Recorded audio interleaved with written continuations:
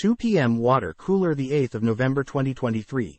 Naked capitalism, common Nightingale, golzii. Eel River, Delta-Zheltorangy, Poplars, Almaty, Kazakhstan. So many of the social reactions that strike us as psychological are in fact a rational management of symbolic capital. Pierre Bourdieu. Classification struggles, time for the countdown clock. Republican debate tonight. Trump skips third presidential face-off in Miami with DeSantis and Haley set for showdown. Daily Mail. Ron DeSantis and Nikki Haley are set for a showdown at the third Republican presidential primary debate on Wednesday night in Miami.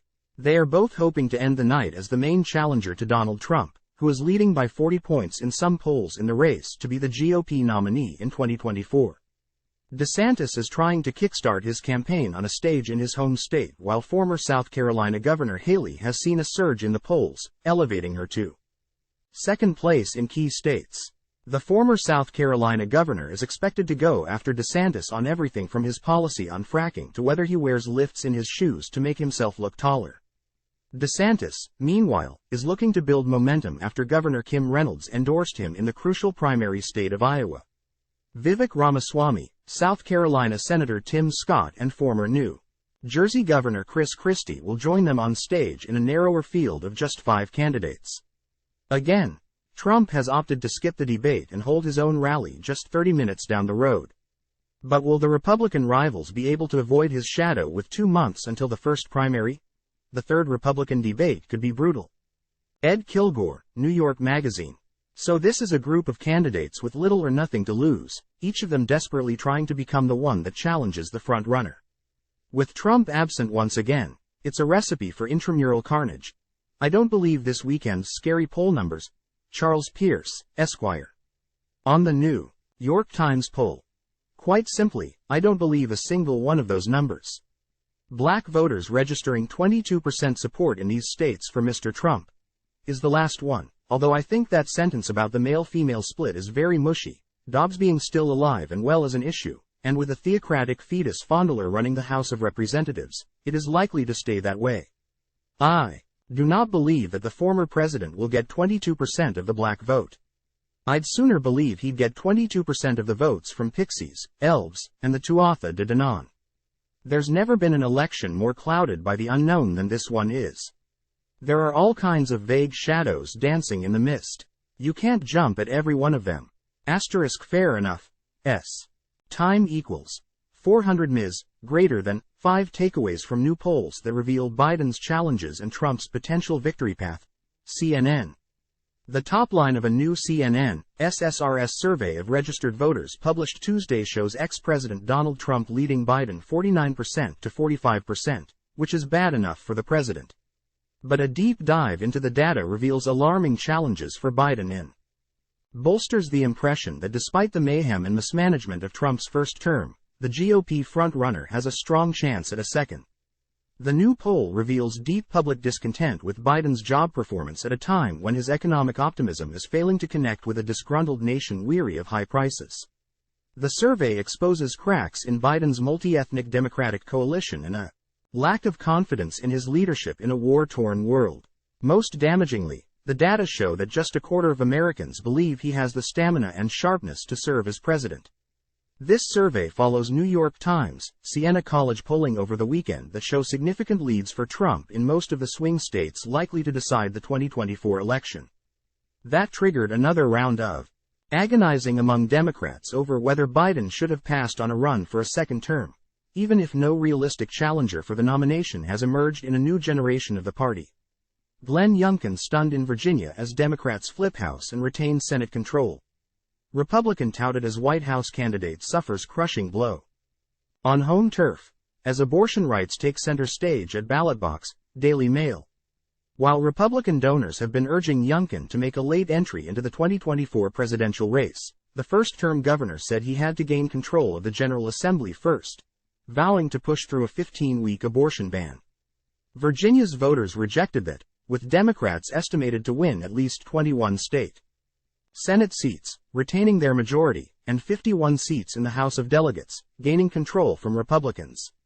It's unlikely Youngkin will join the race now, as he doesn't have wins at his back. He also missed the filing deadline to appear on the New Hampshire primary ballot and wouldn't have appeared in 3 GOP debates. Asterisk whoopsie. Time equals 400 ms, greater than, poll. California voters increasingly disapprove of Gavin Newsom's performance as governor, Sacramento B. Governor Gavin Newsom's approval rating among California voters has sunk to its lowest level on record, with nearly half disapproving of his performance, according to a new poll from the Berkeley Institute of Governmental Studies. The survey, released Tuesday in collaboration with the Los Angeles Times, seems to indicate that while Newsom focuses on raising his national profile and launching various political ventures outside of California, support within the state wanes. According to the poll, 49% of registered voters disapprove of his performance as governor. His approval rating of 44% in the late October poll marked an 11-point drop from February when it was at 55%. Florida. A think tank funded by a far-right billionaire wrote a bill to weaken child labor laws in Florida, records show, seeking rents. A conservative think tank funded by a far-right billionaire wrote a controversial new bill in Florida that would weaken the state's child labor laws, according to records obtained by More Perfect Union. The records show that representatives for the Foundation for Government Accountability wrote the original draft of the Florida legislation, which would allow employers in the state to make 16 and 17-year-old teenagers work the same schedules as adults, including overnight shifts on school nights. Attached is draft language on the issue that Representative Cheney expressed interest in too. FGA, a lobbyist for the FGA's advocacy arm, wrote in an August 28 email to an aide to Representative Linda Cheney, a Republican legislator from St. Pete Beach, which More Perfect Union obtained through a public records request. Yes, freedom is another one of those words. GAW. AJC poll shows Georgia Democratic rift over Israel. Atlanta.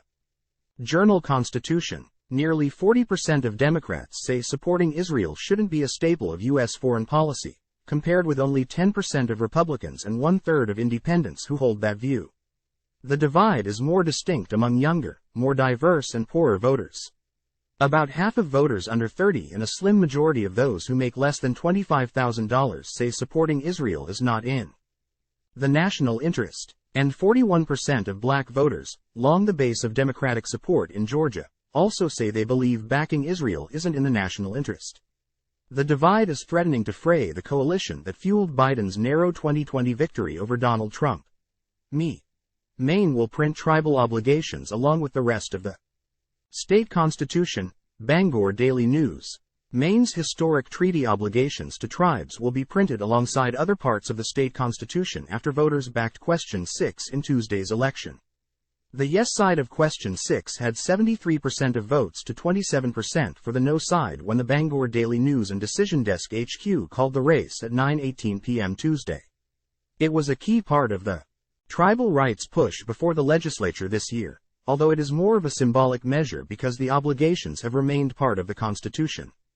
Voters passed the change despite Governor Janet Mills vociferously opposing it in March. Ohio voters enshrine abortion access in Constitution in latest statewide win for reproductive rights. Associated Press. Ohio voters approved a constitutional amendment on Tuesday that ensures access to abortion and other forms of reproductive health care, the latest victory for abortion rights supporters since the U.S. Supreme Court overturned Roe v. Wade last year. It's mind-blowing to see national Democrats campaigning or state victories when for decades they didn't do squat. Which is why Dobbs happened in the first place. PA. Dan McCaffrey's triumph in the PA. Supreme Court race extends Democrats' majority. Philadelphia Inquirer.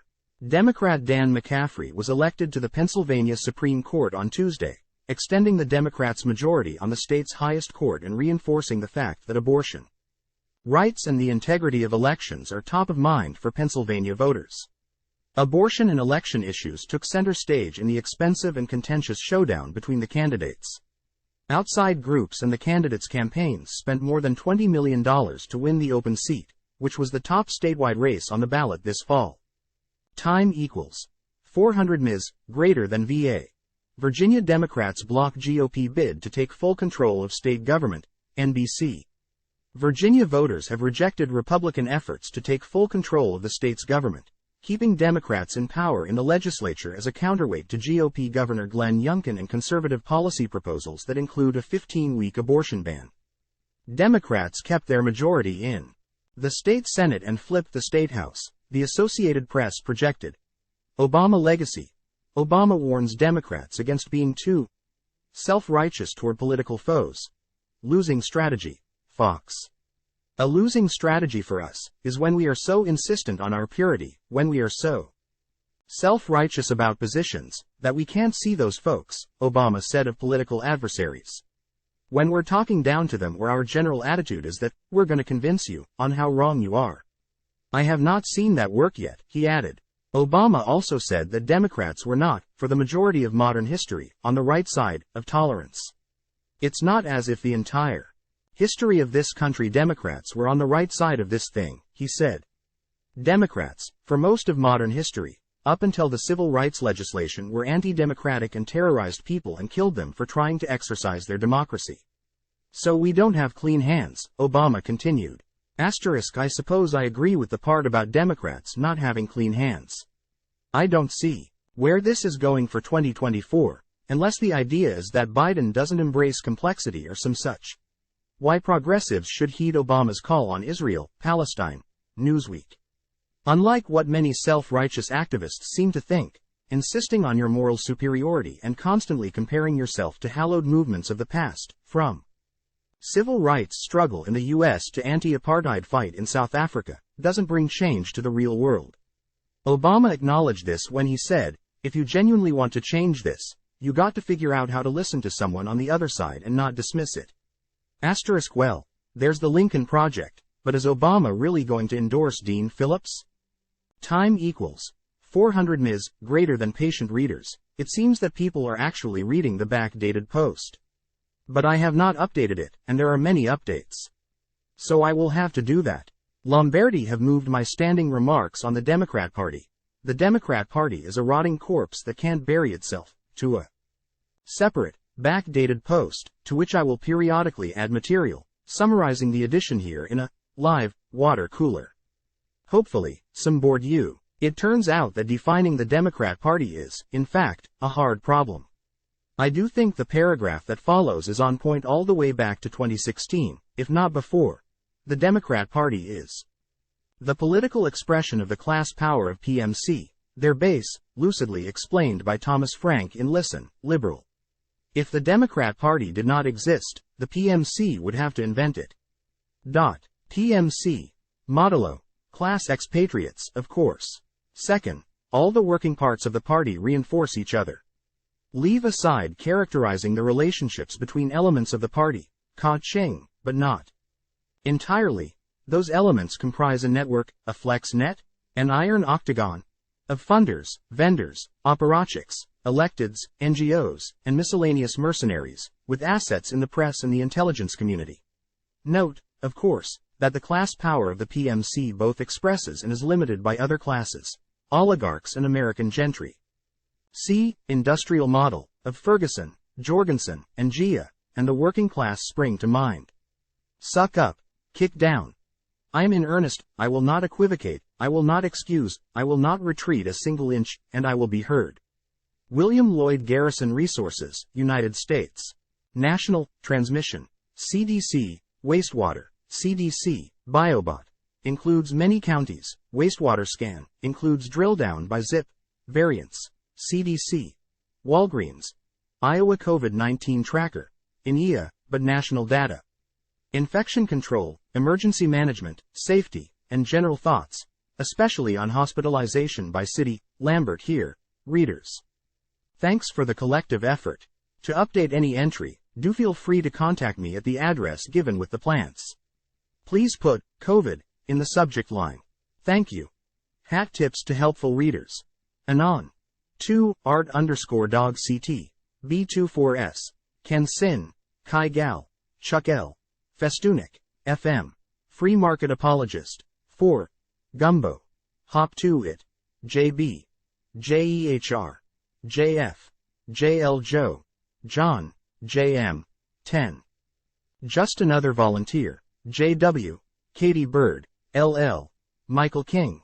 KF. LaRuse, Mersic, MT _wild, Otis Eve, Pedal, 6, RK, 2, RL, Rod, Square Coats, 11, Tennessee Waltzer, Utah, Bob White, 3, #Davos safe but in the schools. A successful program. Time equals 400 ms, greater than using a multi-layered approach. Ventilation in particular. Everything we've been screaming in the void about for years. It works. And don't let hospitals get away with saying, baggy blues, are enough. Lambert here. I'm getting the feeling that the something awful might be a sawtooth pattern, variant after variant, that averages out to a permanently high plateau. Lots of exceptionally nasty sequelae, most likely deriving from immune dysregulation, says this layperson. To which we might add brain damage, including personality changes therefrom. Lambert. Here. Cases up. Just in time for Thanksgiving, and tinfoil hat time. This is the, inflection point CDC was trying to conceal when they gave the contract to Verily and didn't ensure a seamless transition. Note I'm so happy to see that BioBot is back. I confess that I have not made a serious comparison of BioBot's sample sets pre and post Verily, nor to my knowledge has anyone. Readers. Lambert here. Top of the leaderboard. HB.1. EG5 a strong second, with Florida.1.15.1 and XBB.1.1.16.6 trailing. No BA.2.86, although that has showed up in CDC's airport testing. Still a bouillabaisse. Lambert here. I sure hope the volunteers doing pangolin, on which this chart depends, don't all move on the green fields and pastures new, or have their access to facilities cut by administrators of ill intent. CDC. As of May 11, genomic surveillance data will be reported bi-weekly, based on the availability of positive test specimens. Bi-weekly. 1. Occurring every 2 weeks. 2. Occurring twice a week, semi-weekly. Looks like CDC has chosen sense number 1. In essence, they're telling us variants are nothing to worry about. Time will tell. Lambert here, still flattening. Only a week's lag, so this may be our best current indicator until Verily gets its house in order, and working class centric. Since I would doubt the upper crust goes to the note, charts and data provided by CDC, updates Wednesday by 8 a.m. For the past year, using a rolling 52-week period. So not the entire pandemic, FFS. The implicit message here being that COVID is, just like the flu, which is why the seasonal, rolling 52-week period, is appropriate for both. Notice also that this chart shows, at least for its time period, that COVID is not seasonal, even though CDC is trying to get us to believe that it is, presumably so they can piggyback on the existing institutional apparatus for injections. A definite decrease. Should be up in 2 weeks, though. I hate this metric because the lag makes it deceptive, although the hospital-centric public health establishment loves it, hospitalization and deaths being the only metrics that matter. Snort. Not updated. Here's a different CDC visualization on hospitalization, nationwide, not by state, but with a date, at least. October 28. Time equals 400 ms, greater than Lambert here. Maps, charts, and data provided by CDC. Updates weekly for the previous MMWR week, Sunday to Saturday. On Thursdays, deaths, emergency department visits, test positivity, and weekly the following Mondays. Hospitalizations, by 8 p.m. Eastern Time. So where the heck is the update? CDC, minus 1.4%. But bouncing around, it would be interesting to survey this population generally. These are people who, despite a tsunami of official propaganda and enormous peer pressure, went and got tested anyhow. Lambert here. Slight increase. I know this is just Ohio, but the Cleveland Clinic is good asterisk, and we're starved for data, so. Note asterisk even if hospital infection control is trying to kill patients by eliminating universal masking with N95s. Down, albeit in the rearview mirror. And here are the variants for travelers. Sudden big BA.2.86 appearance. This variant chart has not been updated, which makes me wonder if CDC is gaming the data, and BA.2.86 is worse than we think. Lambert here. Dunno why no updates. I may have to drop this one, with great reluctance. I like my sources non-CDC. Deaths total. 1,181,620 equals 72. 72 times 365 equals 26,280 deaths per year. Today's eugenicist number 4. Living with COVID. Quite a bit higher than the minimizers would like, though they can talk themselves into anything. If the eugenicist metric keeps chugging along like this, I may just have to decide this is what the powers that be consider mission accomplished for this particular tranche of death and disease. There are no official statistics of interest today. Today's Fear and Greed Index, 41 fear, previous close, 40 fear, CNN. 1 week ago, 32, fear, 0 is extreme fear, 100 is extreme greed. Last updated November 8th at 1:45, 31 p.m. ET. Seem like a bank, bits about money. Bank systems are an interesting combination of designed and accidental. They accrete like sedimentary layers. A particular force which affects banks more than most institutions is that the banking industry has undergone decades of consolidation. When banks merge, one bank doesn't simply eat the other and digest its balance sheet and people. They end up running their systems in parallel for years while working out an integration plan. That plan will, almost inevitably, cause one of the systems to mostly win, and the other system to mostly lose. But for business reasons, something of the loser will be retained indefinitely. It now has to be grafted onto the winner, despite frequently being itself decades out of date, having its own collection of grafted acquirees partially attached to it, and needing expert input from people who are no longer with the firm. * well worth a read. Contact information for plants.